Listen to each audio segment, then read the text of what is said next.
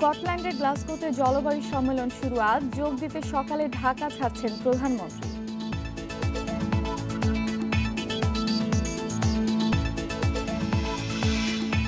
কাল শুরু স্কুল শিক্ষার্থীদের করোনার টিকাদান। ঢাকা ৯টি কেন্দ্রে টিকা পাবে ৪০,০০০ শিক্ষার্থী।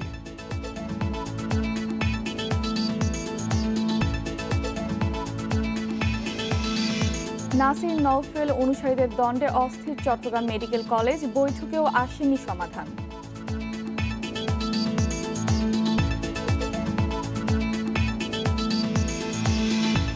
মৌসুমী বায়ুর বিদায়ে ছোট হয়ে আসছে দিন, কমছে তাপমাত্রা। এবার নভেম্বরের শীতের পূর্বাভাস।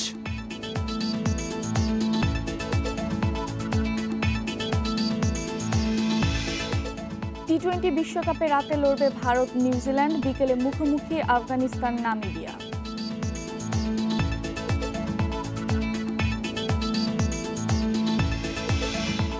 স্বাগত সকাল ৯টার ১ ঘন্টা বিরতিহীন সংবাদে। সঙ্গে আছি আমি ফারহানা আলম এবং আমি সাফাদ্দিন ফরিদ। জানাচ্ছিলাম প্রধান শিরোনামগুলো, এবারে বিস্তারিত। স্কটল্যান্ডের গ্লাসগোতে আজ শুরু হচ্ছে বিশ্ব জলবায়ু সম্মেলন। একে জলবায়ু পরিবর্তনের ক্ষতি থেকে বাঁচাতে শেষ প্রচেষ্টা হিসেবে অভিহিত করেছে জাতিসংঘ। শীর্ষ কার্বন নিঃসরণকারী দেশের পাশাপাশি এই সম্মেলনে যোগ দিচ্ছেন ক্ষতিগ্রস্ত দেশের সরকার ও রাষ্ট্রপ্রধানেরা। বছরের পর বছর ফসিল ফুয়েল বা জীবাশ্ম জ্বালানি পুড়িয়ে যে ক্ষতিকর গ্যাস তৈরি হয়েছে তার নেতিবাচক প্রভাব পড়ছে বৈশ্বিক জলবায়ুতে। পরিণতিতে চরম ভাবাপন্ন হচ্ছে আবহাওয়া, বাড়ছে তাপমাত্রা, দাবানল, বন্যা ও সাইক্লোনের প্রকোপ। ২০১৫ সালের জলবায়ু সম্মেলনে বৈশ্বিক উষ্ণতা ২ ডিগ্রি সেলসিয়াসের নিচে রাখতে একমত হয়েছিলেন বিশ্বনেতারা। প্যারিস চুক্তির অঙ্গীকার অনুযায়ী ২০৫০ সালের মধ্যে শূন্যের কোটায় নামিয়ে আনতে হবে কার্বন নিঃসরণ। তবে তা বাস্তবায়নে নেওয়া হচ্ছে না কার্যকর পদক্ষেপ। Everything is at stake at the Glasgow COP26. এবারে সম্মেলনের ওপর আমাদের ভবিষ্যৎ নির্ভর করছে। জলবায়ু পরিবর্তন এমন একটি ইস্যু যা কেবল একটি দেশের মধ্যে সীমাবদ্ধ নয়, গোটা বিশ্ব এর মাসুল গুনছে। বিশ্ব নেতারা যদি এবারও ব্যর্থ হন তাহলে আমরা সব হারাবো। Our rights to a healthy environment. পরিবেশবিদদের কাছে করোনা মহামারীর চেয়েও বেশি বিপজ্জনক জলবায়ু পরিবর্তনের প্রভাব। সংকট এড়াতে বৈশ্বিক উষ্ণায়ন ১.৫ ডিগ্রি সেলসিয়াসের নিচে নামিয়ে আনার তাগিদ তাদের। তবে এরই মধ্যে এই প্রস্তাবে আপত্তি জানিয়েছে চীন, রাশিয়া ও সৌদি আরব। এদিকে প্রকৃতি ও জীববৈচিত্র্য রক্ষায় বিশ্বকে আরও সোচ্চার হওয়ার তাগিদ দিয়ে আসছে জাতিসংঘ। ২০৩০ সালের মধ্যে কার্বন নিঃসরণ ৪৫% কমিয়ে আনতে জি-20 জোটের দেশগুলোর কাছে কার্যকর পদক্ষেপ চেয়েছেন Antonio Guterres. Nusrat Serin, Independent News. জাতিসংঘ জলবায়ু সম্মেলন কনফারেন্স অব পার্টিস কপের ২৬তম অধিবেশন যোগ দিতে সকালে গ্লাসগোর উদ্দেশ্যে রওনা দিচ্ছেন প্রধানমন্ত্রী শেখ হাসিনা। ১২ নভেম্বর পর্যন্ত অনুষ্ঠিত হতে যাওয়া সম্মেলনের দ্বিতীয় দিন আগামীকাল ভাষণ দেবেন তিনি। সফরে বেশ কটি উচ্চ পর্যায়ের বৈঠক এবং কয়েকটি সমঝোতা স্মারক সই হতে পারে। এছাড়া বঙ্গবন্ধুর নামে ইউনেস্কো ঘোষিত পুরস্কারও তুলে দেবেন শেখ হাসিনা। জলবায়ু পরিবর্তনে ঝুঁকিতে থাকা ৪৮টি দেশের সংগঠন ক্লাইমেট ভালনারেবল ফোরাম CVF এর সভাপতি হিসেবে প্রধানমন্ত্রী শেখ হাসিনা যুক্তরাজ্যের গ্লাসগোতে COP26-এ গুরুত্বপূর্ণ প্রস্তাব তুলে ধরবেন। শনিবার সকালে পররাষ্ট্র মন্ত্রণালয়ে প্রধানমন্ত্রীর সফরের বিস্তারিত তুলে ধরেন পররাষ্ট্রমন্ত্রী AK আব্দুল মোমেন। তিনি জানান, সরকার কার্বন নিঃসরণ কমাতে 10টি কয়লাভিত্তিক বিদ্যুৎ কেন্দ্র বাতিল করেছে। এছাড়া 6টি প্রকল্প থেকে সরে এসেছে। তবে রামপাল বিদ্যুৎ কেন্দ্রের সিদ্ধান্ত আগেই নেওয়া হয়েছে জানিয়ে পররাষ্ট্রমন্ত্রী বলেন, যে প্রক্রিয়ায় এই প্রকল্প হচ্ছে তাতে পরিবেশের ওপর প্রভাব পড়বে না। একা এক কান্ট্রির জন্য এই ক্লাইমেট ইস্যু আপনার প্রবলেম সলভ করা যাবে না। All countries have to work together in partnership, in cooperation. এর কোনো অল্টারনেটিভ নাই সব কাছে, বিশেষ করে উন্নত দেশগুলো যারা 80% কি করে ইমিশন করে। They have to come forward. They have to sacrifice. They should follow Bangladesh. Bangladesh এই 10টা পাওয়ার প্ল্যান্ট বাদ দিয়ে এইরকম স্যাক্রিফাইস আর কারো পাইছেন। তিনি আরও জানান, 14 দিনের সফরে যুক্তরাজ্য ও ফ্রান্স ভ্রমণ করবেন প্রধানমন্ত্রী। এ সময় ব্রিটিশ প্রধানমন্ত্রী, প্রিন্স অফ ওয়েলস, ফ্রান্সের রাষ্ট্রপতি ও প্রধানমন্ত্রী এবং শ্রীলঙ্কার রাষ্ট্রপতি সহ কয়েকজন বিশ্ব নেতার সঙ্গে বৈঠক করবেন। বাংলাদেশি প্রবাসী। পররাষ্ট্রমন্ত্রী জানান, ইউনেস্কোর নির্বাহী বোর্ড জাতির পিতা বঙ্গবন্ধু শেখ মুজিবুর রহমানের জন্মশতবার্ষিকীতে তার নামে আন্তর্জাতিক পুরস্কার ঘোষণা করেছে। 11 নভেম্বর প্যারিসে ইউনেস্কো সদর দপ্তরে বিজয়ীদের হাতে পুরস্কার তুলে দেবেন বঙ্গবন্ধু কন্যা শেখ হাসিনা। বাংলাদেশে কখনো আপনার বঙ্গবন্ধুর নামে আন্তর্জাতিক কোনো পুরস্কার ঘোষিত হয়। ইউনেস্কো সারা দুনিয়া জুড়ে একটা সম্মানিত প্রতিষ্ঠান এবং অত্যন্ত সবাই শ্রদ্ধার সাথে তাকে দেখে। তারা এরকম একটা আমাদের বঙ্গবন্ধুর নামে, তাও কি creative economy, this are the maybe the future of the world. তো এইগুলো আমরা এই জন্য খুবই আনন্দিত হয়ে গেল। পররাষ্ট্রমন্ত্রী আরও জানান, এই সফরের বড় লক্ষ্য দেশে বিনিয়োগ বাড়ানো। সরকার বাংলাদেশকে ম্যানুফ্যাকচারিং হাব বানাতে চায়। এই লক্ষ্যে ফ্রান্সে শীর্ষ ব্যবসায়ীদের সঙ্গে বৈঠক করবেন প্রধানমন্ত্রী শেখ হাসিনা। Hasib Mahmud Shah, independent news, Dhaka. সোমবার থেকে করোনার টিকা পাবে স্কুল শিক্ষার্থীরা। প্রথম পর্যায়ে শুধু রাজধানীতে শুরু হবে এই কার্যক্রম। বঙ্গবন্ধু আন্তর্জাতিক সম্মেলন কেন্দ্র নয়, টিকা কেন্দ্র বসছে রাজধানীর 8টি স্কুলে। আর দিনে টিকা পাবেন 40,000 শিক্ষার্থী। করোনার কারণে 1.5 বছর বন্ধ ছিল শিক্ষা প্রতিষ্ঠান। পরে সংক্রমণ কমায় খুলে দেয়া হয় স্কুল কলেজ। ক্লাসে ফেরে শিক্ষার্থীরা। সিদ্ধান্ত হয় 12 থেকে 17 বছরের শিক্ষার্থীদের টিকা দেয়ার। 14 অক্টোবর মানিকগঞ্জে পরীক্ষামূলকভাবে ফাইজারের টিকা পায় 100 শিক্ষার্থী। কারো কোনো শারীরিক জটিলতা না হওয়ায় শুরু হচ্ছে টিকার মূল কর্মসূচি। বঙ্গবন্ধু আন্তর্জাতিক সম্মেলন কেন্দ্রের বদলে রাজধানীর 8 স্কুলে বসছে কেন্দ্র। প্রতিটি কেন্দ্রে থাকবে 25টি করে বুথ। এক একটি বুথে দিনে টিকা পাবে 200 শিক্ষার্থী। সোমবার সকাল 9:30টায় মতিঝিল আইডিয়াল স্কুলে কর্মসূচির উদ্বোধন। সেখানে টিকা পাবে 5,000 শিক্ষার্থী। পরের দিন 8 স্কুলে শুরু হবে টিকা দেয়া। ভ্যাকসিনেশন হলে তো আমাদের কনফিডেন্স বাড়বে, আমাদের অভিভাবকদের তাদের আস্থা বাড়বে এবং আমরা আশা করছি সামনের বছর থেকে আমরা স্বাভাবিক শিক্ষা কার্যক্রম পরিচালনা করতে পারব। কেন্দ্রের নির্ধারণ করার ক্ষেত্রে সমস্যা হচ্ছে এসি রুম পাওয়া। এই জন্যই আমরা এই মাত্র 8টা এখন নির্বাচন করতে পেরেছি। আমরা চেষ্টা করছি এই কেন্দ্রের সংখ্যা আরও বাড়ানোর। তবে ঢাকার বাইরে 21 জেলায় টিকা দিতে হবে খানিকটা বিলম্ব। শিক্ষার্থীর জন্মসনদ ও অন্যান্য তথ্য এখনও জমা হয়নি মাধ্যমিক ও উচ্চ শিক্ষা অধিদপ্তরে। আর রাজধানীর মাত্র 4 লাখ শিক্ষার্থীর তথ্য পাঠানো হয়েছে আইসিটি মন্ত্রণালয়ে। এতগুলো শিক্ষার্থীর রেজিস্ট্রেশন করানো, তাদেরকে আবার কেন্দ্রগুলিতে নিয়ে যাওয়া, সেখানে আবার ওদেরকে ঠিকভাবে স্বাস্থ্যবিধি মেনে এই টিকা দেওয়ার কাজটি সম্পূর্ণ করা, এগুলো তো অনেক চ্যালেঞ্জিং। কিন্তু এই চ্যালেঞ্জটা তো আমরা অবশ্যই আমাদেরকে নিতে হবে এবং এই কাজটা সফলভাবে সম্পন্ন করতে হবে। দেশে 12 থেকে 17 বছর বয়সী শিক্ষার্থী প্রায় 1,10 লাখ। আপাতত টিকা পাবে 30 লাখ। তাদের জন্য রাখা হয়েছে ফাইজারের 60 lakh dose.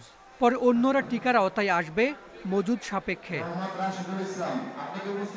Hasan Misbah, independent news, Dhaka. পাম্পে পানি না ওঠায় 3 দিন পরেও পানির সংকট কমেনি রাজধানীর জাতীয় হৃদরোগ ইনস্টিটিউট ও হাসপাতালে। এতে চরম দুর্ভোগে রয়েছেন রোগীরা। সকালে হাসপাতালটির কিছু অংশে পানি সরবরাহ করা গেলেও কোনো স্থায়ী সমাধান হয়নি। কর্তৃপক্ষ বলছে সংকট কাটাতে পাশের হাসপাতাল ও ওয়াসার গাড়ির মাধ্যমে পানি আনা হচ্ছে। হার্টের সমস্যা নিয়ে 3 দিন আগে হৃদরোগ হাসপাতালে ভর্তি হন নোয়াখালীর রুহুল আমিন। কিন্তু হাসপাতালে চলছে পানি সংকট। শুধুমাত্র পান করার পানি দিতে পারছে কর্তৃপক্ষ। তাই বাধ্য হয়ে দোকান থেকে পানি কিনে ব্যবহার করছেন তিনি।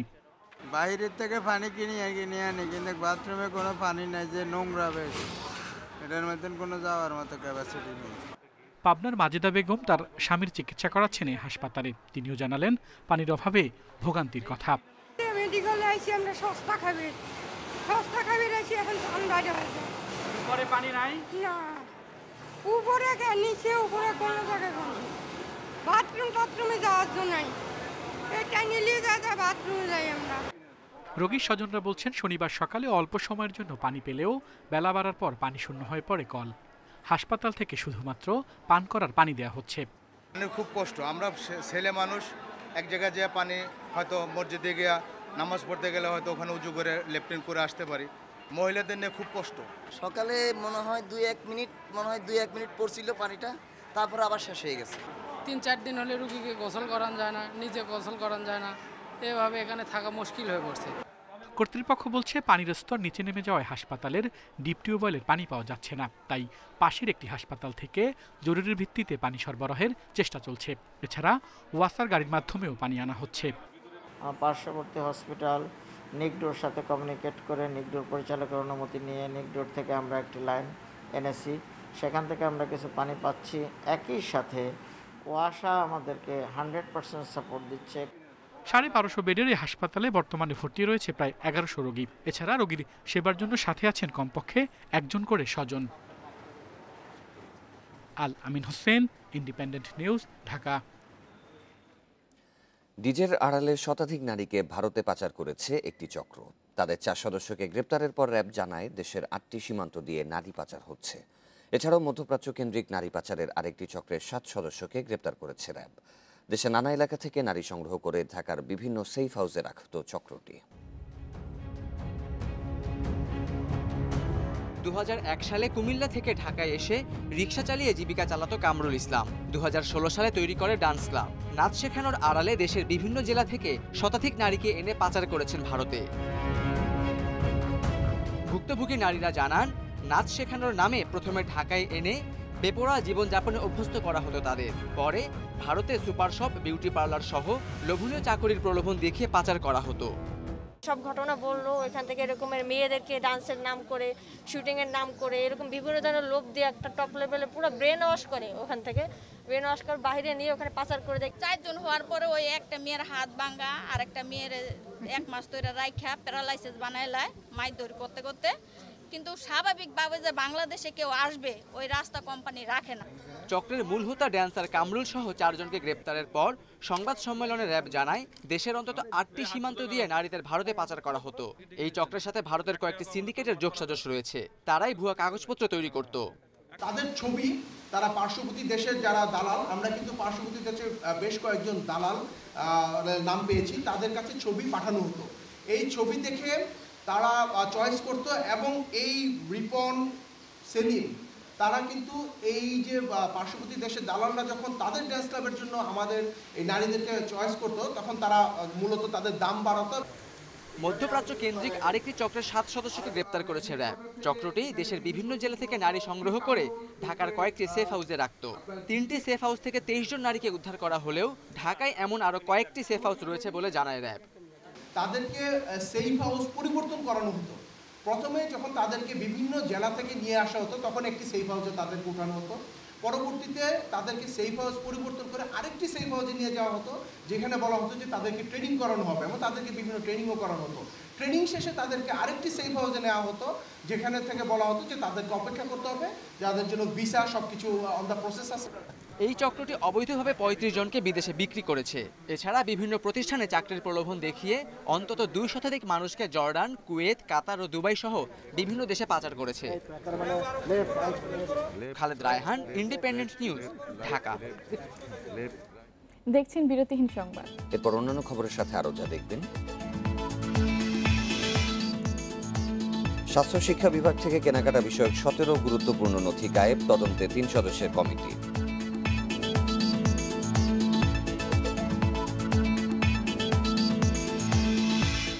সিলেটে কৃত্রিম উপায়ে ফোটানো হলো 27টি গোখরো সাপের বাচ্চা, অবমুক্ত করা হবে লাউয়াছড়ায়।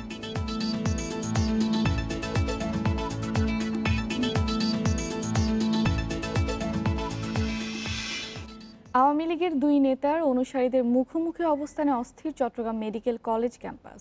গেল 1 বছর অন্তত 10 বার সংঘর্ষে জড়িয়েছে ছাত্রলীগের 2 পক্ষ। দফায় দফায় বৈঠকের পরও আসছে না সমাধান। সবশেষ সংঘর্ষের জন্য অনির্দিষ্টকালের জন্য বন্ধ ঘোষণা করা হয়েছে মেডিকেল কলেজ ও ছাত্রাবাস। আওয়ামী লীগের মহানগর সাধারণ সম্পাদক ও সাবেক সিটি মেয়র আজম নাসিরের অনুসারী হিসেবে পরিচিত ছাত্রলীগের একটি পক্ষ দীর্ঘদিন ধরেই সক্রিয় চট্টগ্রাম মেডিকেল কলেজে। গত বছর আজম নাসির সিটি মেয়রের পদ থেকে চলে যাওয়ার পর ক্যাম্পাসে সক্রিয় হয় আরও একটি পক্ষ। তারা পরিচিত শিক্ষা উপমন্ত্রী মুহিবুল হাসান চৌধুরী নফেলের অনুসারী হিসেবে। ক্যাম্পাসে আধিপত্য নিয়ে দফায় দফায় সংঘর্ষে জড়ায় ছাত্রলীগের 2 পক্ষ। গত এপ্রিলে সংঘর্ষের কারণে বন্ধ ছিল মেডিকেল কলেজ হাসপাতালের ইন্টার্ন চিকিৎসকদের সেবা প্রদান। সবশেষ শুক্রবার রাতে সংঘাতে জড়ায় দুই পক্ষ। ৬-৭ মাস আগে ডিসিশন হয়েছে যে কোনো রাজনীতি চলবে না ক্যাম্পাসে, কিন্তু দেখা যায় যে ওরা ক্যাম্পাসের ভিতরে মিছিল করে। আজকে যেমন দেখলাম যে ওরা স্টাম্প নিয়ে প্রিন্সিপাল রুমের সামনে আমাদের পোলাবানের উপর স্টাম্প নিয়ে ওরা ক্যাম্পাসে ওপেনলি করতে, তাহলে এত সাহসগুলো ওরা করতে গেল। আমাদের প্রতিরোধের কারণে যখন তাদের আধিপত্য, তাদের এইসব চাঁদাবাজি, তাদের এসব অপকর্মগুলো যখন ক্ষুণ্ণ হচ্ছিল, যখন সাধারণ রোগী এবং তাদের স্বজনরা যখন তাদের অধিকার ফিরে পাচ্ছিল, তখন তারা আমাদের উপর চড়াও হয়। প্রতিবার তারা আমাদের উপর হামলা করে। উত্তপ্ত মেডিকেল কলেজ ক্যাম্পাসে বিপাকে আছেন সাধারণ শিক্ষার্থীরা। করোনায় শিক্ষাবর্ষে পিছিয়ে পড়ে আবার এ ধরনের সংঘাতে হতাশাই বাড়ছে তাদের। আমরা যদি এইভাবে আমাদের শিক্ষাবর্ষটা হারায় ফেলি, যে দেখা যাচ্ছে আমাদের ক্লাস না হয়, আমার ওয়ার্ড ক্লাস যদি না হয়, আমাকে পরীক্ষা নিতে পারবে না। ক্যাম্পাস বাট অনলাইন ক্লাস চললেও আমাদের আলটিমেটলি কোনো লাভ হচ্ছে না। আমরা পরীক্ষা কখন দিব কোনো কিছু পুরাটাই অনিশ্চিত। দুই পক্ষের দফায় দফায় বৈঠকের পরও পরিস্থিতি সামাল দিতে পারছে না কর্তৃপক্ষ। গত বছর আমাদের মার্চের 3 তারিখ যে একাডেমিক কাউন্সিলের মিটিং হয়েছিল, সেখানে কিন্তু আমরা ছাত্র রাজনীতি নিষিদ্ধ করেছিলাম। তারপরেও এরকম দুই একটা বিক্ষিপ্ত ঘটনা ঘটে যাচ্ছে। বর্তমানে চট্টগ্রাম মেডিকেল কলেজে অধ্যয়নরত শিক্ষার্থী প্রায় 1200। 1.5 মাস আগে 3 শিক্ষাবর্ষের শ্রেণী কার্যক্রম চালু হলেও চলমান পরিস্থিতিতে আবার তা অনিশ্চিত হয়ে পড়েছে। অনুপম শীল, ইন্ডিপেন্ডেন্ট নিউজ, চট্টগ্রাম।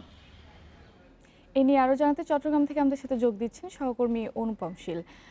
অনুপম, কর্তৃপক্ষের সিদ্ধান্ত অনুযায়ী সব শিক্ষার্থীকে হল ছেড়েছে কিনা, আর সেখানে এখন কি পরিস্থিতি আপনি দেখছেন?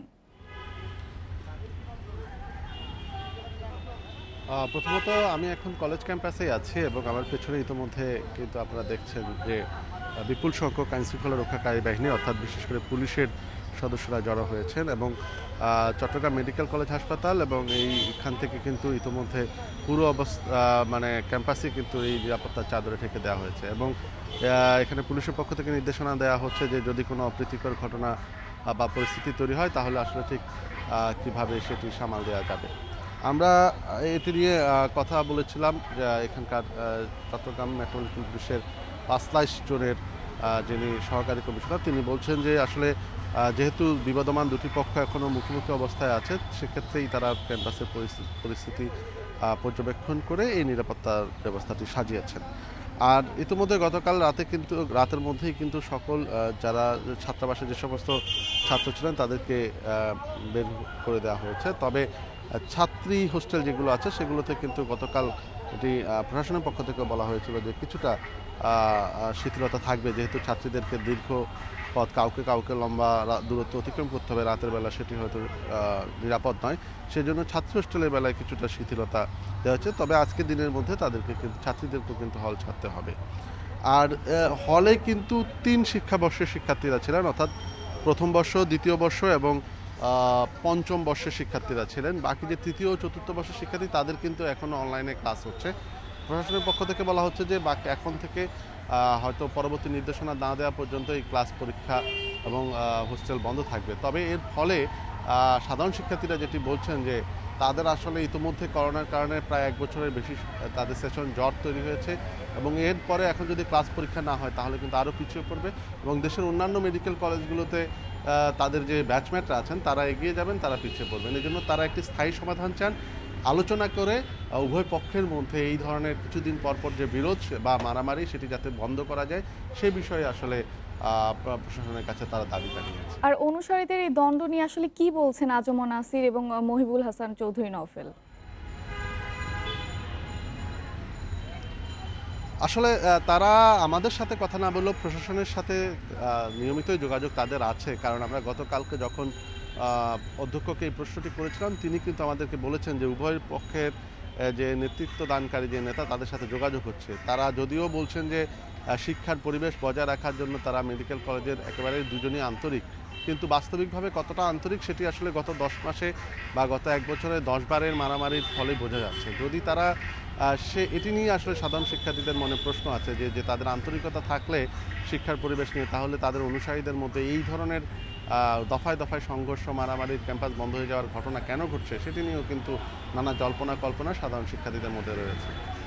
অনুপম, আপনাকে ধন্যবাদ। চট্টগ্রাম থেকে এতক্ষণ আমাদের সাথে যুক্ত ছিলেন অনুপম শীল। করোনার কারণে 1.5 বছর বন্ধ থাকার পর আজ থেকে খুলছে নোয়াখালী বিজ্ঞান ও প্রযুক্তি বিশ্ববিদ্যালয়ের আবাসিক হল। সকাল 10টা থেকে শিক্ষার্থীরা হলে উঠবেন। কর্তৃপক্ষ জানায়, যারা করোনার ন্যূনতম 1 ডোজ টিকা নিয়েছেন তারা টিকা কার্ড ও পরিচয়পত্র দেখিয়ে হলে উঠতে পারবেন। তবে বিশ্ববিদ্যালয় খোলার বিষয়ে এখনও কোনো সিদ্ধান্ত হয়নি। আগামী কয়েকদিনের মধ্যে বিশ্ববিদ্যালয়ের মেডিকেল সেন্টারে শিক্ষার্থীদের টিকা দেওয়া শুরু হবে। এক্ষেত্রে যারা শুধু নোয়াখালী জেনারেল হাসপাতাল কেন্দ্রে রেজিস্ট্রেশন করেছেন তাদেরই টিকা দেওয়া হবে। নোয়াখালীর বাইরে রেজিস্ট্রেশন করা শিক্ষার্থীদের নিজ জেলার সিভিল সার্জন অফিসে বিশ্ববিদ্যালয়ের প্রত্যয়নপত্র নিয়ে যোগাযোগ করতে বলা হয়েছে। অচেনা এক প্রাণীর আক্রমণে আতঙ্ক ছড়িয়েছে গাইবান্ধার পলাশবাড়ী উপজেলার তালুক কেউরাবাড়ি গ্রামে। প্রাণীটি এরই মধ্যে আক্রমণ করেছে বেশ কয়েকজনকে। আহত হওয়ার পর একজনের মৃত্যু হয়েছে বলে দাবি এলাকাবাসীর। 24 অক্টোবর সকালে বাড়ির আঙিনায় 10 বছরের শিশু রাব্বির ওপর হঠাৎ আক্রমণ করে একটি প্রাণী। থাবা বসায় তার বুক, মুখমণ্ডল সহ শরীরের নানা অংশে। শিশুটির চিৎকারে তার মা এগিয়ে এলে হামলে পড়ে তার ওপরও। দেখি ওই যন্ত্রটা আমার সামনে দিয়ে চলে যাচ্ছে, যাইতে কিছুক্ষণের মধ্যে আমি আমার বাচ্চার চিৎকার শুনিয়া দৌড়ে যা দেখি যে আমার বাচ্চা 3-4 থেকে আহত করছে। কুকুরের মধ্যে দেখতে লেজ মোটা, মুখ লম্বা, উপরে লাল, নিচে সাদা, পাগুলো খাটো খাটো। স্থানীয়রা বলছেন প্রাণীটি দেখতে অনেকটা কুকুর বা শেয়ালের মতো। এমন প্রাণী আগে কখনো দেখেননি তারা। মাস দেড়েক আগে মসজিদের ইমাম ফেরদৌস সরকার এমনই এক প্রাণীর আক্রমণে মারা গেছেন বলে দাবি স্থানীয়দের। আক্রমণের শিকার হয়েছেন আরো অনেকেই।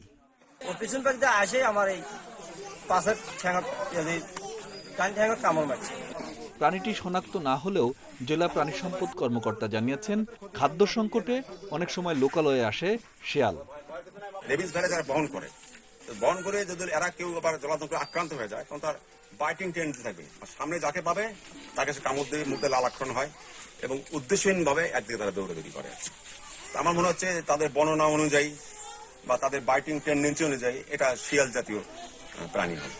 1.5 মাসে অচেনা প্রাণীর আক্রমণে কমপক্ষে 15 জন আহত হয়েছেন বলে দাবি স্থানীয়দের।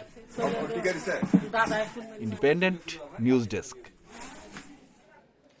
স্বাস্থ্য ও পরিবার কল্যাণ মন্ত্রণালয়ের স্বাস্থ্য শিক্ষা বিভাগ থেকে 17টি নথি গায়েব হয়ে গেছে। ফাইল চুরির এই ঘটনায় মন্ত্রণালয়টির অতিরিক্ত সচিব মোহাম্মদ শাহ আলমকে প্রধান করে 3 সদস্যের তদন্ত কমিটি গঠন করা হয়েছে। আগামী 5 দিনে তদন্ত প্রতিবেদন জমা দেবে ওই কমিটি। স্বাস্থ্য শিক্ষা ও পরিবার কল্যাণ মন্ত্রণালয়ের 29 নম্বর কক্ষে বসেন অতিরিক্ত সচিব শাহাদাত হোসেন। তার পাশের ঘরটিতে বসেন ক্রয় ও সংগ্রহ শাখার কম্পিউটার অপারেটর মোহাম্মদ জোসেফ সর্দার ও আয়শা সিদ্দিকা। আর তাদের ঘর থেকে 27 অক্টোবর খোয়া যায় গুরুত্বপূর্ণ 17টি নথি। এ ঘটনায় বৃহস্পতিবার স্বাস্থ্য মন্ত্রণালয়ের উপসচিব নাদিরা হায়দার শাহবাগ থানায় একটি সাধারণ ডায়েরি করেন। এতে উল্লেখ করা হয়, 27 অক্টোবর বুধবার অফিস করে নথিগুলো ফাইল ক্যাবিনেটে রাখা হয়। পরদিন দুপুর 12টায় ফাইলগুলো আর ক্যাবিনেটে মেলেনি। ফাইল ক্যাবিনেটে এটা ছিল, এটা বৃহস্পতিবার তো যথারীতি সবাই চলে গেছে। রোববারে হয়তো 12টার দিকে এসে খুঁজে পাইনি ওরা। এটা পরে আমি 11টা-12টার দিকে এটা আমার নলেজে আসছে। আসার পর আমরা তল্লাশি করলাম, খুঁজে পাইনি। সচিব মহোদয় নিজে এটা ভিজিট করলেন এবং খুব সিরিয়াসলি আমাদের সবাইকে ইনস্ট্রাকশন দিলেন যে এটা যথাযথ আইনি প্রক্রিয়া গ্রহণ করার জন্য যা যা করা দরকার সব ব্যবস্থা নেওয়ার জন্য। এ বিষয়ে রোববার থেকে তদন্ত শুরু করার কথা জানিয়েছে শাহবাগ থানা পুলিশ। 27 তারিখ সন্ধ্যার পর থেকে 28 তারিখ সকাল 9টার মধ্যে যেগুলো সংযুক্ত তাদের থেকে 17টা বিভিন্ন ফাইল মিসিং হয়েছিল। ওই বিষয় ছিল নাদিরা হায়দার করেছেন। যে নথিগুলো খোয়া গেছে সেগুলো সিংহভাগই ছিল স্বাস্থ্য শিক্ষা বিভাগের অধীনে বিভিন্ন মেডিকেল কলেজ ও বিভাগের কেনাকাটা সম্পর্কিত। Nahid Kamal, independent news, Dhaka. মানিকগঞ্জে পাটুরিয়া ঘাটে ফেরি ডুবির ঘটনায় গত 4 দিনে একটি ট্রাক বাদে 16টি যানবাহন তোলা হয়েছে। তবে সক্ষমতার অভাবে ফেরিটি তোলার বিষয়ে সৃষ্টি হয়েছে অনিশ্চয়তা। এ নিয়ে আরও জানাতে এবার মানিকগঞ্জের পাটুরিয়া ঘাট থেকে আমাদের সাথে যোগ দিচ্ছেন সহকর্মী মঞ্জুর রহমান। মঞ্জুর, আজকে উদ্ধার কার্যক্রম চলবে কিনা আর ফেরিটি উদ্ধারের বিষয়ে কর্তৃপক্ষ আসলে কি বলছে আমাদের জানাবেন। দেখুন 4 দিন টানা উদ্ধার কাজ সমাপ্ত করেছেন গতকালই এখানকার যে বিআইডব্লিউটি এর যুগ্ম পরিচালক উদ্ধার ফজলুর রহমান, তার সাথে আমার কিছুক্ষণ আগে কথা হয়েছে। তিনি যেটা বলেছেন যে এই 14টি যে মালবাহী যে ট্রাক এবং কাভার্ড ভ্যান এবং যে 4টি মোটরসাইকেল তারা এই পর্যন্ত উদ্ধার করেছেন এবং এখন তারা যে তল্লাশি দিয়েছেন সেই তল্লাশিতে কিন্তু এখানে আর কোনো যানবাহন নেই বলে তিনি আমাদেরকে নিশ্চিত করেছেন। তবে আমরা একটু জানতে পেরেছি যে একজন মোটরসাইকেল আছে এমন একজন দাবি করেছেন এক পুলিশের এক কর্মকর্তা, তবে সেটা দাবি করলেও এখানকার যারা উদ্ধার কর্মীরা আছে তারা বলছেন যে এই ফেরিতে বা ফেরির আশপাশে কোনো যানবাহন নেই। আমি তার সাথে কথা বলে জানতে চেয়েছিলাম যে তাহলে কি আপনারা আনুষ্ঠানিকভাবে এই উদ্ধার কাজ আজকে সমাপ্ত করবেন কিনা। তিনি যেটা বলেছেন যে উদ্ধার কাজ সমাপ্ত করার ঘোষণাটা আসলে হেড অফিস দিবেন বিআইডব্লিউটি এর। এটা আজকে সেই মন্ত্রণালয়ের একটা বিআইডব্লিউটিসি সেই একটা সভা অনুষ্ঠিত হবে। সেই সভা শেষে যে কর্মকর্তারা আছেন তারা আনুষ্ঠানিকভাবে সেটা হয়তো ঘোষণা দিবেন। এখন আমরা যেটা দেখেছি যে সকালেই কিন্তু এখানকার যারা এতদিন যে 4 দিন ফায়ার সার্ভিস, কোস্ট গার্ড,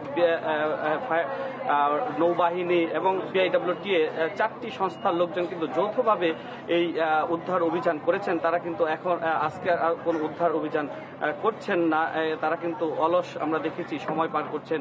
পাশাপাশি কালকে যে রুস্তম এসেছে সেই রুস্তমের যারা আছেন উদ্ধার কর্মীরা তারাও কিন্তু অলস সময় পার করছেন। আমি এখানকার যে বিআইডব্লিউটিসির উপমহাব্যবস্থাপক জিল্লুর রহমান, তার সাথে কিছুক্ষণ আগে আমার কথা হয়েছে। আমি জানতে চেয়েছিলাম যে ফেরিটার বিষয় আসলে কি হবে। তিনি যেটা আমাকে জানিয়েছেন যে এখানে যে হামজা এবং রুস্তম আছে তাদের সক্ষমতা নেই যে এই ফেরিটাকে উদ্ধার করার। তো যেহেতু এই ফেরিটি উদ্ধারের বিষয়ে যে মন্ত্রণালয় আছে তারাই সিদ্ধান্ত নেবে, পরবর্তীতে তারাই আমাদেরকে জানিয়ে দেবে যে ফেরির আসলে উদ্ধারের বিষয়টা কি হবে। এই ছিল আমার কাছে পাটুয়া থেকে সর্বশেষ অবস্থা। মঞ্জুর, আপনাকে ধন্যবাদ। মানিকগঞ্জ থেকে এতক্ষণ আমাদের সাথে যুক্ত ছিলেন মঞ্জুর রহমান। জলদস্যুমুক্ত সুন্দরবনের 3য় বছরে অন্তত 300 জলদস্যুর পুনর্বাসনে এগিয়ে এসেছে র্যাব। এবার তাদের দেয়া হচ্ছে দোকান, ইঞ্জিন চালিত নৌকা, মাছ ধরার জাল, গবাদি পশু থেকে শুরু করে বসতঘর। র্যাব মহাপরিচালক জানিয়েছেন গত 3 বছর দস্যুমুক্ত থাকায় সুন্দরবনে বেড়েছে পর্যটন, সমৃদ্ধ হয়েছে জীববৈচিত্র্য। 2016 সাল থেকে পরের 2 বছরে আত্মসমর্পণ করে সুন্দরবনের 32টি দস্যু বাহিনীর 328 সদস্য, উদ্ধার করা হয় 462টি অস্ত্র ও বিপুল গুলি। আর এর মধ্যে দিয়েই সুন্দরবন জলদস্যু মুক্ত হয় বলছে র্যাব। এরপর থেকে নতুন কোনো বাহিনী গড়ে ওঠার তথ্য মেলেনি জানিয়ে র্যাব জানিয়েছে আত্মসমর্পণকারীদের নতুন জীবন নির্বিঘ্ন করতে নানা উদ্যোগ নেওয়া হয়েছে। থাকার ঘর সহ করা হচ্ছে জীবিকার সংস্থান। 102টি ঘর করে দিচ্ছি, মুরগির দোকান দিচ্ছি 90টি, জাল ও মাছ ধরার নৌকা দিচ্ছি 12টি। এটা তারা যে যেটা চেয়েছে এটার উপরে আমরা দিয়েছি।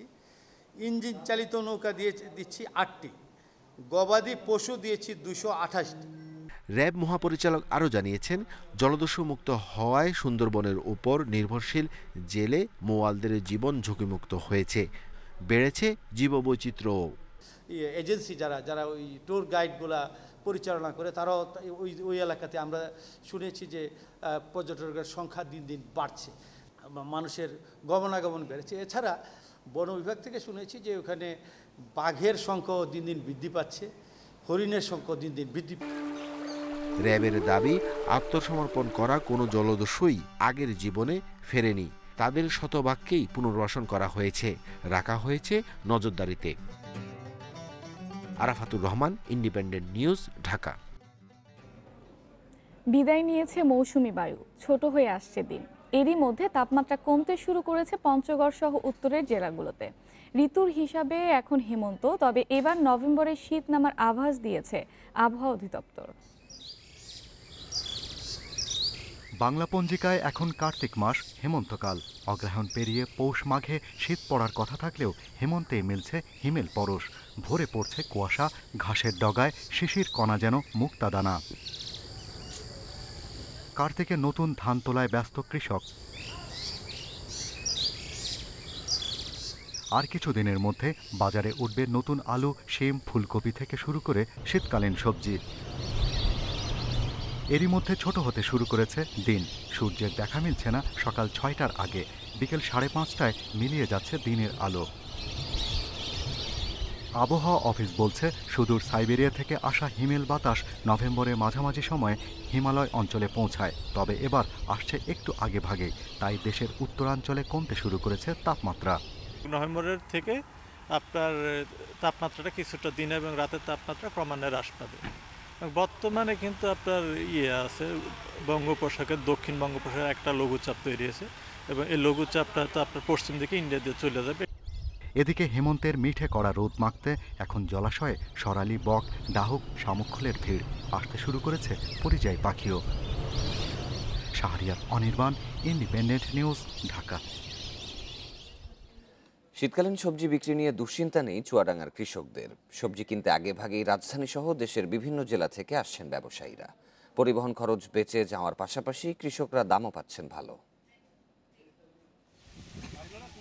আগস্ট মাস থেকে শীতের আগাম সবজির চাষ শুরু করেন চুয়াডাঙ্গার কৃষকরা। চারা রোপণ ও পরিচর্যা শেষে অক্টোবরের মাঝামাঝি সময় থেকে আগাম সবজি তোলা শুরু হয়।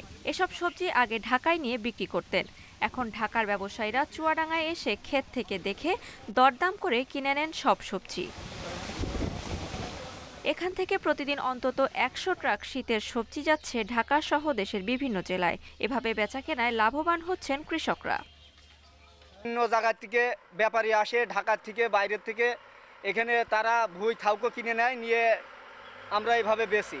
আগাম কপিটা আবাদ হয়, এই আগাম কপিটা মোটামুটি কৃষকও ভালো দাম পায়। বাইরে থেকে ব্যাপারী আসে, আগাম সবজি আগাম অন্য সাইডে থাকে না, এখান থেকে নিয়ে যায়, ঢাকা নিয়ে যায়। চুয়াডাঙ্গায় প্রাকৃতিক দুর্যোগের প্রকোপ কম, তাই কৃষকদের ঝুঁকিও কম। তবে এবছর আবহাওয়া অনুকূলে থাকায় লক্ষ্যমাত্রার চেয়ে ফলন ভালো হয়েছে। ক্রেতারা এখানে আসে এবং এখানকার সবজিগুলো নিয়ে যায়। একদিকে যেন আমাদের কৃষকরা লাভবান হচ্ছে, অন্যদিকে আমাদের এখানকার নিরাপদ যে সবজিটা সেটা সারা দেশে ছড়িয়ে পড়ছে, যার ফলে আমাদের অর্থনীতিতে আমাদের কৃষকের অবদান রাখছে। চুয়াডাঙ্গা জেলা কৃষি সম্প্রসারণ অধিদপ্তরের তথ্য মতে এবছর জেলায় 6593 হেক্টর জমিতে আগাম শীতকালীন সবজি চাষের লক্ষ্যমাত্রা নির্ধারণ করা হয়। তবে তা অতিক্রম করে আবাদ হয়েছে 7611 হেক্টর জমিতে। Independent news desk. সংস্কারের অভাবে বেহাল অবস্থায় পড়েছে পটুয়াখালীর আয়লা জিসি ও সদর উপজেলার গাবুয়া চীনাপটন রাস্তা দুটি। খানাখন্দে ভরা রাস্তায় যাতায়াতে ভোগান্তিতে পড়েছে 5 ইউনিয়নের কয়েক লাখ মানুষ। 1 দশকেরও বেশি সময় ধরে দুর্ভোগ চললেও পরিকল্পনা আর প্রতিশ্রুতিতেই আটকে আছে সড়ক উন্নয়নের কাজ।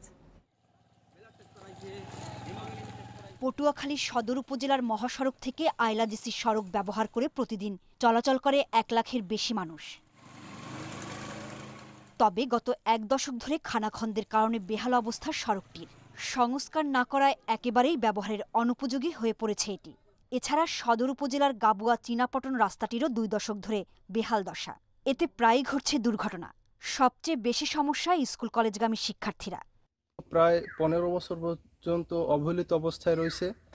ছাত্রছাত্রীরা ভালোভাবে স্কুল কলেজে যাইতে পারে না। 8 জন 9 জনই পড়ে গেছে গাড়িও ভাঙি গেছে, অটো ভাঙি গেছে। এই অটোওয়ালা দুর্ভোগে পড়ছে, রাস্তা খারাপ রয়েছে। হুন্ডা তো প্রায় অ্যাক্সিডেন্ট হয়, অটো অ্যাক্সিডেন্ট হয়, কিন্তু রাস্তা হইতে আসে না। এলজিইডি বলছে 4টি প্যাকেজে ধাপে ধাপে টেন্ডার ডেকে সড়ক সংস্কারের উদ্যোগ নেওয়া হয়েছে। ডিসেম্বরের মধ্যেই সমস্যা সমাধানের আশ্বাস তাদের। আশা করি ডিসেম্বরের পর থেকে ইনশাল্লাহ জনদুর্ভোগ থাকবে না এবং এটা একটি গুরুত্বপূর্ণ সড়ক পটুয়াখালী জেলার, এবং ডিসেম্বর বা জানুয়ারি নাগাদ আমাদের একটা লেভেলে আমরা চলে আসবো।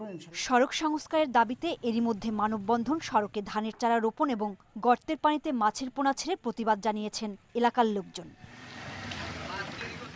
Independent news desk.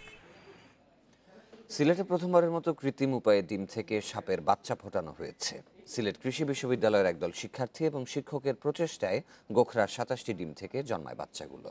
সংশ্লিষ্টরা জানিয়েছেন সবগুলো লাউয়াছড়া গভীর অরণ্যে অবমুক্ত করা হবে।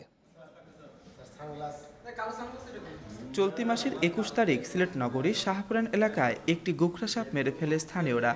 এ সময় সাপের আস্তানায় দেখা মেলে 28টি ডিমের। খবর পেয়ে ডিমগুলো উদ্ধার করে সিলেট কৃষি বিশ্ববিদ্যালয়ের একদল শিক্ষক ও শিক্ষার্থী। বিশ্ববিদ্যালয়টির ভেটেরিনারি ক্লিনিকে একটি ডিম বাদে 27টি ডিম কৃত্রিমভাবে ফোটানোর উদ্যোগ নেওয়া হয়। 26 অক্টোবর ডিমগুলো থেকে বাচ্চা বের হয়। তবে এখন পর্যন্ত সুস্থ স্বাভাবিক পর্যায়ে রয়েছে 20টি সাপের বাচ্চা। সংশ্লিষ্টরা জানান, মনোক্লেড কোবরা প্রজাতির এই সাপ খুবই বিষধর, যার বাংলা নাম খইয়া গোখরা। এই মুহূর্তে সম্পূর্ণ স্ট্রং অ্যান্ড হেলদি 20টা বাচ্চা আছে। একটা বাচ্চা আছে একটু অসুস্থ, সেটাকে আমরা অবজারভেশনে রাখছি। আর 3টা বাচ্চাকে আমরা ওগুলা ডেড ইন ইয়েতে ছিল। সাপের ডিমগুলা কালেকশন, এগুলাকে কৃত্রিমভাবে ইনকিউবেশন করা এবং যথাযথ তত্ত্বাবধানের মাধ্যমে এগুলাকে ফুটিয়ে মানে পৃথিবীতে আলোর মুখ দেখানো, এটা আমি মনে করি সিলেট কৃষি বিশ্ববিদ্যালয়ের একটি অন্যতম সাফল্য।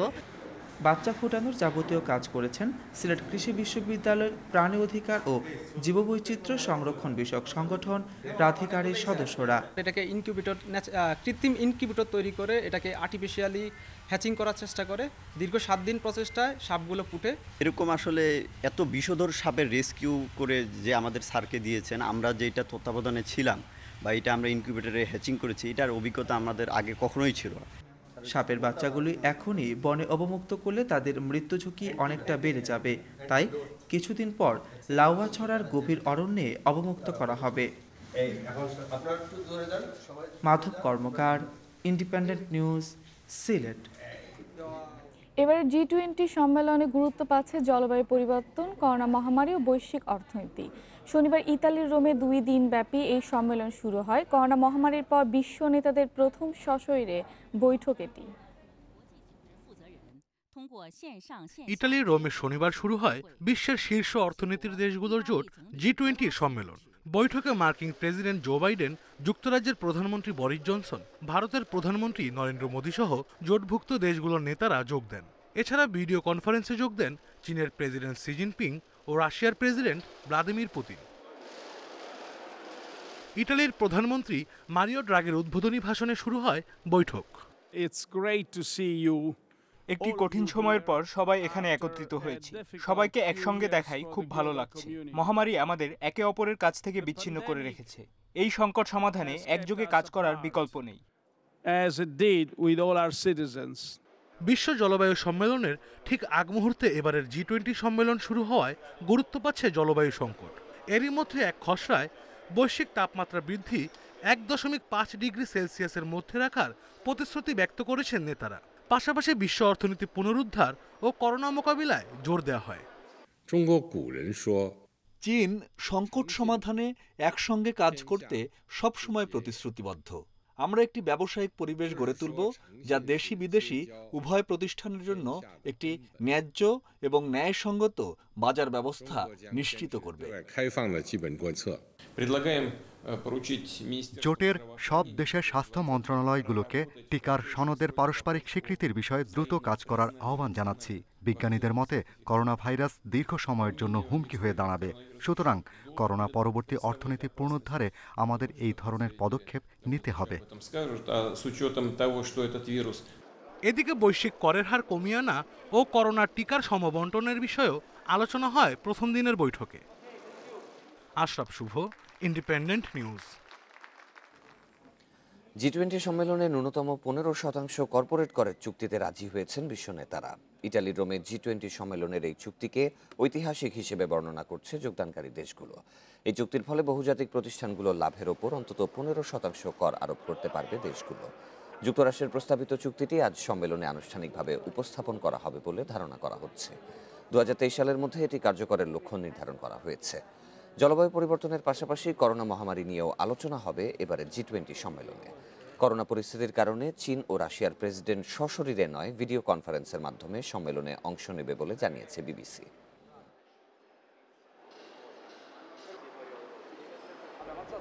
2 বছর না পেরোতেই করোনা মহামারী বিশ্বজুড়ে 50 লাখের বেশি মানুষের প্রাণ কেড়েছে। এই লাখ লাখ মানুষের স্মরণে বিভিন্ন দেশে তৈরি করা হয়েছে নানা ধরনের স্মৃতিস্তম্ভ। নিজের প্রয়োজনে স্মৃতিচারণ করতে এসব জায়গায় ভিড় জমাচ্ছেন প্রিয়জনরা। একবিংশ শতাব্দীর অত্যাধুনিক বৈজ্ঞানিক ও প্রযুক্তিগত উন্নয়ন, চিকিৎসা খাতে বিপ্লবী পরিবর্তন কোনো কিছুই ঠেকাতে পারেনি করোনা ভাইরাসের থাবা থেকে। বিশ্বজুড়ে এই ভাইরাস প্রাণ কেড়েছে 50 লাখের বেশি মানুষের। সেসব প্রিয়জনদের স্মৃতি ধরে রাখতে ইউরোপ, এশিয়ার নানা দেশে নানা রকম উদ্যোগ নিয়েছে সরকার। যুক্তরাজ্যের এই বিশাল দেয়াল ধরে হাঁটতে সময় লাগে 9 মিনিট। থেমস নদীর পাড়ে এবং পার্লামেন্ট হাউসের বিপরীতে এই দেয়াল করোনায় প্রাণ হারানোদের উৎসর্গ করা হয়েছে। পুরো দেয়াল জুড়ে আছে ছোট ছোট হার্ট এবং প্রাণ হারানোদের জন্য দেয়া প্রিয়জনদের বার্তা। এই দেয়ালের বার্তাগুলো আমার মনের কষ্টগুলোকে কিছুটা হলেও কমিয়েছে। আমার মতো হাজার হাজার মানুষ তাদের কাছের মানুষ হারিয়েছেন। তাদের সাথে কথা বলে তাদের গল্প শুনে কিছুটা হলেও প্রশান্তি পাই। করোনা মহামারী সবার আগে হানা দেয় ইউরোপের ইতালিতে। দেশটির বার্গামো শহরের তথ্য মতে সেখানে বসবাসরত প্রত্যেকটি পরিবারের অন্তত একজন মানুষ করোনায় মারা গেছে। আর তাই এই গ্রামে দি উডস অফ মেমোরিয়াল নামের একটি পার্ক তৈরি করা হয়েছে তাদের নামে।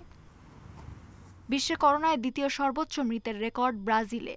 সরকারের অবহেলা এবং অনুন্নত স্বাস্থ্য ব্যবস্থার কারণে দেশটিতে প্রাণ গেছে 6 লাখ মানুষের।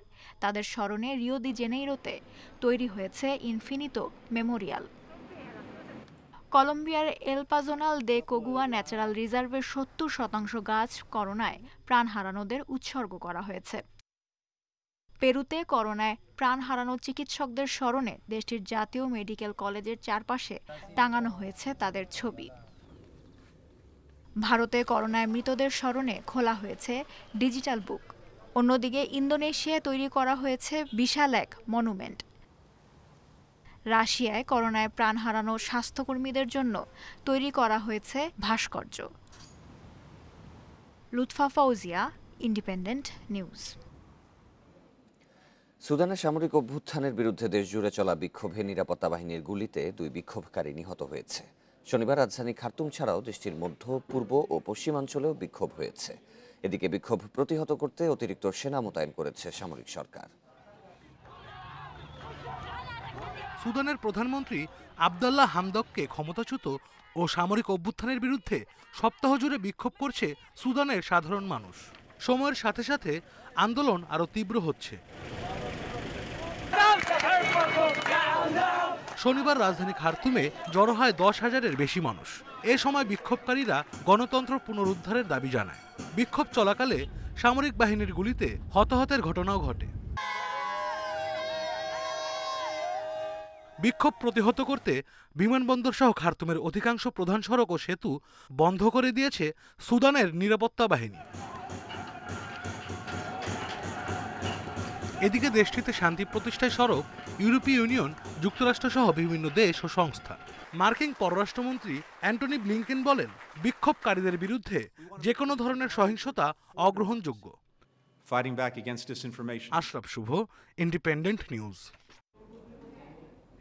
অস্ট্রেলিয়াকে উড়িয়ে সেমিফাইনালের পথে এগিয়ে গেছে ইংল্যান্ড। দুবাইয়ে ব্যাটে বলে দাপট দেখিয়ে ইংলিশদের জয় 8 উইকেটে।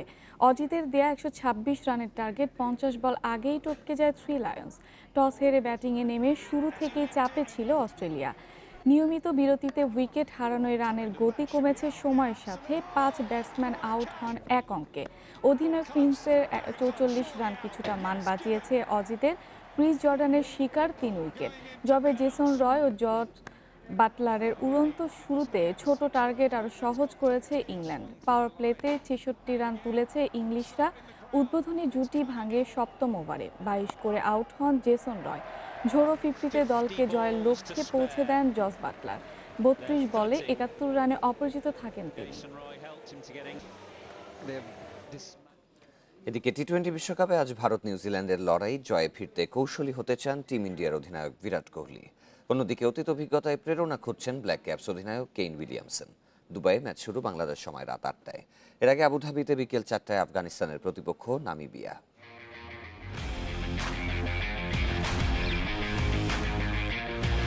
সুপার সানডেতে ভারত নিউজিল্যান্ডের ম্যাচ। 2 দলই পাকিস্তানের কাছে হেরে আসর শুরু করেছে। কঠিন সমীকরণে হারলেই বিপদ। সেমির লড়াইয়ে থাকতে কোহলি উইলিয়ামসনের জয় চোখ। न्यूजीलैंड से जीतने के लिए एक फैन कह रहा है हर विकेट के बाद मुझे ग्लव्स चेंज करने चाहिए, तो इस हिसाब से तो मुझे हर 6 के बाद बैट चेंज करना चाहिए। প্রথম ম্যাচের পর এক সপ্তাহ বিরতি, অবসাদ কাটিয়ে ফুরফুরে মেজাজে টিম ইন্ডিয়া।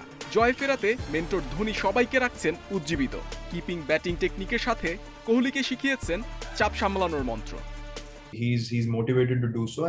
যে ভুল আমরা পাকিস্তান ম্যাচে করেছি সেই ভুল শুধরে নিউজিল্যান্ডের বিপক্ষে নামবো।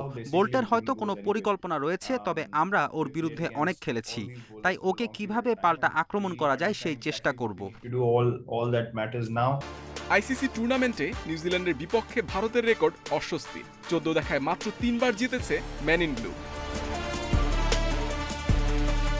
অতীত অভিজ্ঞতায় অনুপ্রেরণা খুঁজছে নিউজিল্যান্ড।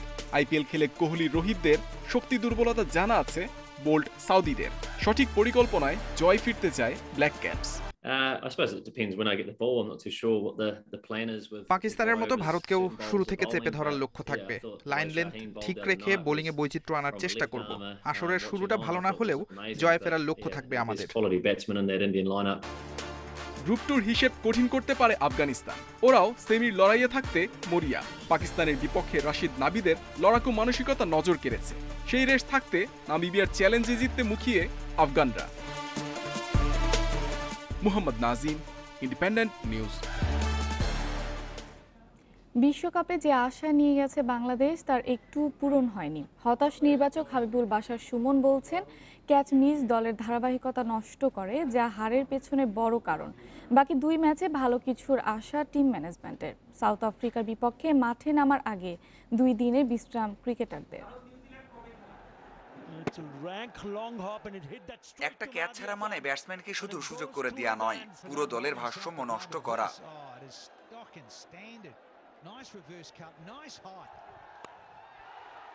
বিশ্বকাপে 9টা ক্যাচ মিস হয়েছে, যার মূল্য দিতে হয়েছে। 2 ম্যাচ জয়ের কাছে গিয়ে হারতে হয়েছে। যে আশা নিয়ে এসেছিল দল তা পূরণ হয়নি এতটুকু। বিশ্রামের দিন মন খারাপ করে ক্রিকেটাররা হোটেল বন্দী ছিল। ক্লান্তি কাটাতে 2 দিন অনুশীলন করবে না দল। ব্যাকফুটে থাকলেও বাকি 2 ম্যাচে জয় দিয়ে বিশ্বকাপ শেষ করতে চান সাকিব মুশফিকরা।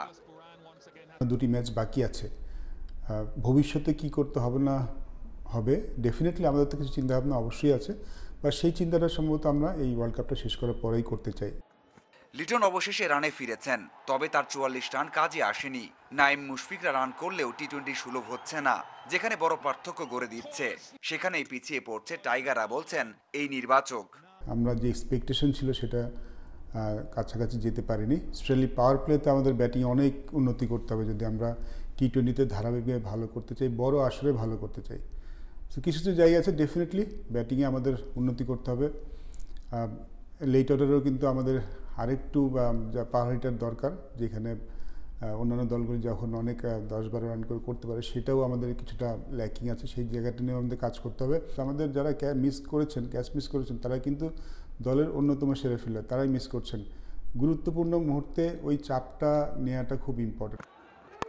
বিশ্বকাপে 3 ডিপার্টমেন্টে একসাথে জ্বলে উঠতে পারেনি বাংলাদেশ। সেখানে দায় বেশি ব্যাটসম্যানদের। সাবেক এই অধিনায়ক অপেক্ষায় আছেন লিটন, সৌম্য, মুশফিকদের সেরা একটা ম্যাচ দেখার জন্য। সাকিব মাহমুদুল্লাহদের মতো বড় স্বপ্ন ছিল নির্বাচকদের, সেই স্বপ্ন ভঙ্গ হয়েছে। বিদায় নিতে হয়েছে বিশ্বকাপ থেকে।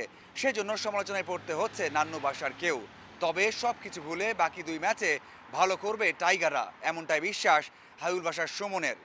Mazharul Islam, independent news, Dubai, সংযুক্ত আরব আমিরাত। এদিকে বিশ্বকাপে সাউথ আফ্রিকা অস্ট্রেলিয়ার বিপক্ষে পরের 2 ম্যাচে সাকিবকে পাওয়া নিয়ে দেখা দিয়েছে অনিশ্চয়তা। খেলতে পারবেন কিনা তা জানা যাবে রোববার। বিসিবি এক বিবৃতিতে জানিয়েছে সাকিবের অবস্থা পর্যবেক্ষণ করা হবে আজ। এদিকে সোহানেরও খেলার সম্ভাবনা কম সাউথ আফ্রিকার বিপক্ষে। তার বিষয়ে চূড়ান্ত সিদ্ধান্ত নেওয়া হবে সোমবার। বিশ্বকাপে টাইগারদের সেরা পারফর্মার সাকিব সর্বোচ্চ উইকেটের রেকর্ড গড়ে এখন পর্যন্ত নিয়েছেন 11 উইকেট। ইকোনমি 5.5, গড় 11-র কিছু বেশি। এমন পারফরমেন্সের পরেও বিশ্বকাপের চূড়ান্ত পর্বে একটাও জয় এনে দিতে পারেননি টাইগারদের। বাকি 2 ম্যাচে ভালো কিছু করতে তাকে বড্ড দরকার। সেই আশার মাঝে হতাশার সৃষ্টি করেছে ইনজুরি। হ্যামস্ট্রিং ইনজুরিতে উইন্ডিজের বিপক্ষে ভুগেছেন। বোলিং করেছেন শর্ট রান আপে। ওপেনিংয়ে নেমে সিঙ্গলস ডাবলসের কথা ভুলে বাউন্ডারিতে মন দিয়েছেন। মনোবল হারানো দলে সাকিব না থাকা মানে হারার আগে হেরে যাওয়া। সাউথ আফ্রিকার বিপক্ষে মাঠে নামার আগে কিছুটা সময় পাওয়া যাচ্ছে, তবে আশা বাড়ছে না। এর আগে গেল ফেব্রুয়ারিতে একই ইনজুরিতে পড়েছিলেন। মিস করেছিলেন উইন্ডিজের বিপক্ষে টেস্ট। চূড়ান্ত সিদ্ধান্ত জানা যাবে রোববার। সোহানের ইনজুরির আপডেট স্বস্তি দিচ্ছে না। 3 দিনের বেড রেস্টের পর জানা যাবে অবস্থা।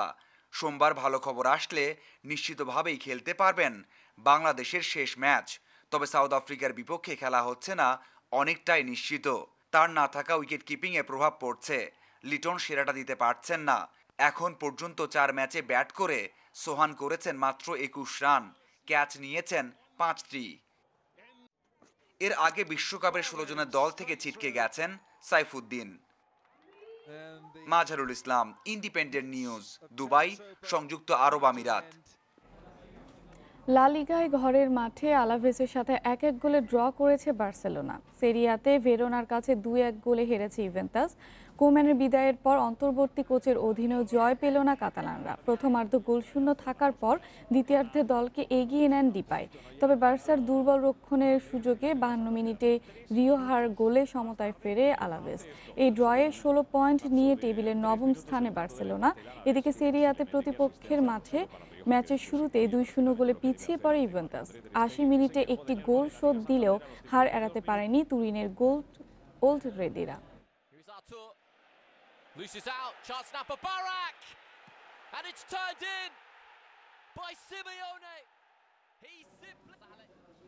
ইংলিশ প্রিমিয়ার লিগে 2 ম্যাচ পর জয় ফিরেছে ম্যানচেস্টার ইউনাইটেড। টটেনহ্যামকে 3-0 গোলে হারিয়েছে রেড ডেভিলরা। তবে ঘরের মাঠে হোঁচট খেয়েছে ম্যানচেস্টার সিটি ও লিভারপুল। প্রতিপক্ষের মাঠে ম্যাচের 39 মিনিটে রোনালদোর গোলে লিড নেয় ম্যানচেস্টার ইউনাইটেড।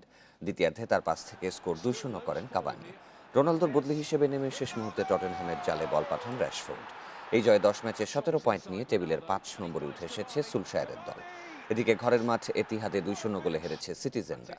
এদিকে জর্ডান ও সাদিও মানের গোলে এগিয়ে গিয়েও ব্রাইটনের সাথে 2-2 ব্যবধানে ড্র করেছে লিভারপুল। অন্যদিকে নিউক্যাসলকে 3-0 গোলে হারিয়েছে চেলসি।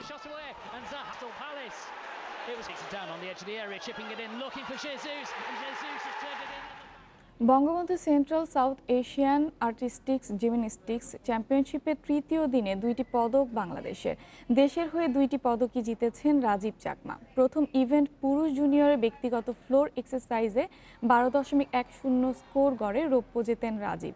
এরপর ভোল্টিং টেবিল ইভেন্টে ব্রোঞ্জ পদকও জিতেছেন তিনি। ভারতীয় প্রতিপক্ষকে 0-4 পয়েন্টে হারিয়ে দেশকে ফ্লোর ইভেন্টের রৌপ্য পদক উপহার দেন এই জিমন্যাস্ট। একই ইভেন্টে উজবেকিস্তানের বয়সারোভ আলিশের 12.50 পয়েন্ট নিয়ে স্বর্ণ এবং ভারতের প্রণব কুশওয়াহা 12.06 পয়েন্ট নিয়ে জিতেছেন ব্রোঞ্জ পদক।